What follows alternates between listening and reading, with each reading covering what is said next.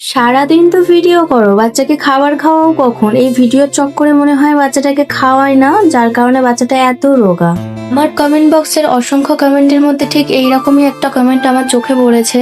তবে আপনার কথাটি পড়ে বুঝলাম যে আপনারা আমাকে এবং আমার সন্তানকে ঠিক কতটা ভালোবাসেন, তাই তার স্বাস্থ্য নিয়ে এত চিন্তিত।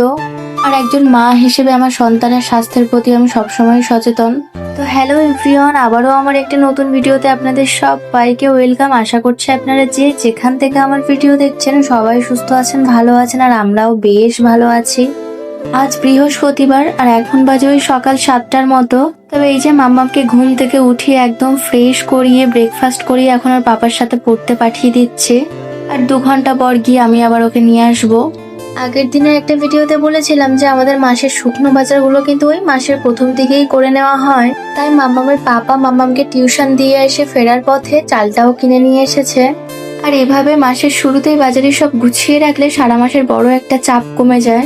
বাজারের কাজগুলো তো হলো, এবার একটু ঘরটা গুছিয়ে নিই। আসলে কাজ যতই থাকুক ঘর গুছিয়ে রাখলে সবকিছু খুঁজে পেতে বেশ সুবিধা হয় আর দেখতেও ভালো লাগে। আপনারা অনেকেই আমার ভিডিওতে কমেন্ট করেন বাচ্চাকে ঠিক মতো খাওয়াচ্ছেন তো, সারাদিন ভিডিও নিয়ে ব্যস্ত থাকেন। তবে এই কথাগুলো পড়ে আমার একদমই খারাপ লাগে না, বরং উল্টোটা মনে হয়। কারণ আমি বুঝি আপনারা আমার সন্তানকে ঠিক কতটা ভালোবাসেন আর কতটা আপন মনে করেন।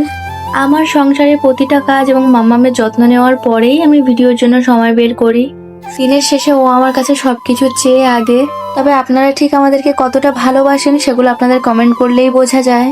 তবে আমি এই ফেসবুক প্ল্যাটফর্মে কাজ করছি 1 বছর মতো হচ্ছে, আর এই অনলাইন প্ল্যাটফর্মে থেকে আমি যে আপনাদের কাছ থেকে এত ভালোবাসার সমর্থন পাচ্ছি, এটাই আমার কাছে অনেক বড় পাওনা। তবে আরো একটা কথা বলতে চাই, অনেকেই বলেন বাচ্চা রোগা। তবে সত্যি বলতে আমি বিশ্বাস করি প্রতিটি শিশুর শারীরিক গঠন আলাদা। তবে বাইরের গড়ন দিয়ে শিশুর স্বাস্থ্য বিচার করা ঠিক নয়। আমার সন্তান হয়তো রোগা হতে পারে, কিন্তু সে কি হাসি খুশি, সে কি চঞ্চল, তার বুদ্ধিভিত্তিক বিকাশ কি স্বাভাবিক? তবে একজন মা হিসেবে আমার সন্তানের এই মানসিক শারীরিক বিকাশের উপরেই আমি বেশি গুরুত্ব দিই। যাই হোক, আপনাদের সাথে কথা বলতে বলতে আমার পুরো বাড়িটার সাথে সামনের উঠানটাও সুন্দর করে পরিষ্কার করে ফেললাম।